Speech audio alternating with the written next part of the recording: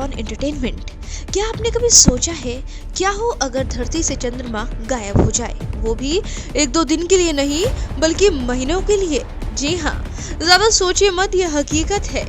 आपने कहानियों में सुना होगा कि चांद गायब हो गया, कई रातों तक नहीं नजर आया, लेकिन एक बार हकीकत में ये हो चुका है जब धरती से अचानक से चांद गायब हो गया था, और वो भी एक दो दिन के लिए नहीं बल्कि कई महीनों के लिए और कई सालों तक ये होता रहा। अगर आपने हमारे चैनल रेड ऑन एंटरटेनमेंट को सब्सक्राइब नहीं किया है तो इसे आज ही सब्सक्राइब करें, इसके साथ घंटी को दबाना ना भूलें ताकि आपके पास सबसे पहले हमारी वीडियो पहुंच सके।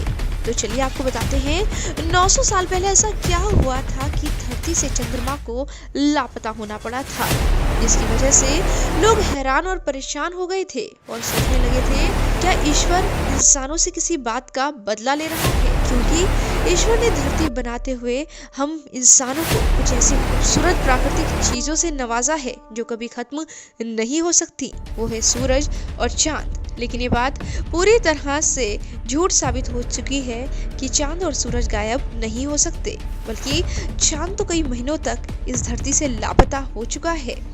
बात 900 साल पुरानी है जब अचानक से आसमान से चांद गायब हो गया था, जिसका पता उस वक्त वैज्ञानिक नहीं लगा पाए थे, लेकिन अब इसका पता चल गया है कि ऐसा क्यों हुआ था कि अचानक से चंद्रमा को आसमान से गायब होना पड़ गया। इस सवाल का जवाब वैज्ञानिकों को एक हालिया शोध में मिला है जो स्विट्जरलैंड की जिनेवा यूनिवर्सिटी के शोधकर्ताओं ने किया है। ये शोध climatic and societal impacts of forgotten cluster of volcanic eruptions नाम से छपा था, जिसमें इस बात का खुलासा किया गया था कि 900 साल पहले आखिर क्यों अचानक से चांद को धरती से गायब होना पड़ा था। शोधकर्ताओं को लगता है कि ज्वालामुखी की राख, सल्फर और ठंडे मौसम की वजह से चांद दिखना बंद हो गया था। इसके साथ साथ शोधकर्ताओं ने ये भी कहा है कि ये सब कुछ एक ज्वालामुखी के फटने से हुआ था जो कि 1108 के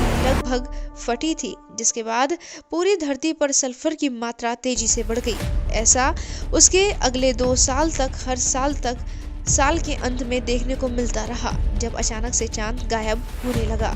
सल्फर की मात्रा बढ़ी और सल्फर स्ट्रेटोस्फीयर तक पहुंच गया, लेकिन बाद में ये सल्फर नीचे आ गया और बर्फों में जम गया। ऐसा ग्रीनलैंड से लेकर अंटार्कटिका तक हुआ। वैज्ञानिकों को इसी बात का अब प्रमाण मिला है। उन्होंने जगह जगह बर्फों में सल्फर की मात्रा जमी पाई है जो कि 1108 से 1110 के बीच की है। पहले वैज्ञानिकों को ग्रीनलैंड के बड़े इलाके में ऐसा जमे हुए सल्फर के मिलने के प्रमाण मिले थे। अब तक इससे पहले के अध्ययन में मानते थे कि सल्फर की मात्रा बढ़ने के कारण 1104 में आइसलैंड के हेल्का ज्वालामुखी का फूटना था, लेकिन अब वैज्ञानिकों को प्रमाण मिले हैं कि उस समय जमा हुए सल्फर का कारण हेल्गा नहीं था और इस इलाके में सल्फर जमा होने का समय 1108 से 1104 का नहीं है। इसी तरह वैज्ञानिकों को भी अंटार्कटिका में इसी तरह के सल्फर के जमा होने के परिणाम मिले हैं जो कि उसी दौरान का है।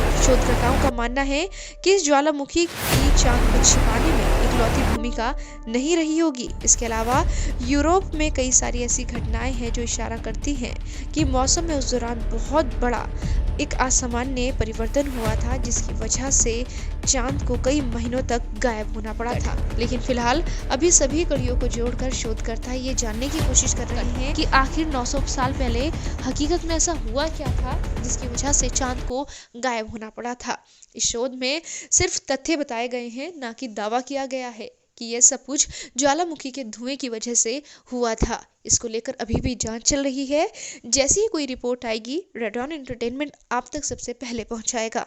अगर आपने हमारे चैनल को सब्सक्राइब नहीं किया है तो आज ही सब्सक्राइब करें। इसके साथ साथ हमारी वीडियो को शेयर और लाइक करना ना भूलें।